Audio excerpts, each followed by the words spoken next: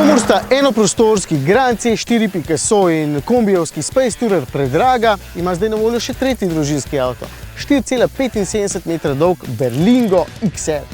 Za dodatnih 700 evrov, kolikor je dražje od krajšega, boste dobili za 35 cm daljšo različico, ki ima po vrhu vsega še 19 cm bolj raztegnjeno medosje. No, znotraj pa občutno več prostora, kar bo prišlo še posebej prav, če se boste odločili za doplačilne sedeže v tretji vrsti. 950 evrov staneta in omogočata čisto solidno sedenje, no, v nasprotnem primeru boste imeli pa občutno večji prtljažnik, 850 litrov, kar je 250 več kot pri takratkem s 7 sedeži.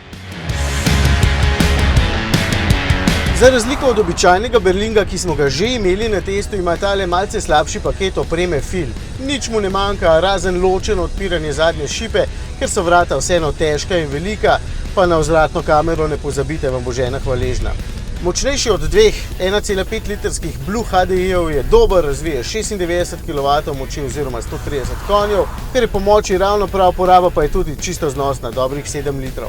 In povezan je še s prav finim 6-stopenjskim ročnim menjalnikom, čeprav bi sam doplačal 1800 evrov za dražji 8-stopenjski samodejni, če bi lahko. Ampak za slabih 23 000 evrov, kolikor boste v primeru financiranja odšteli za takšen Berlingo, se zdi, da na trgu nima prave konkurence, razen v svoji hiši.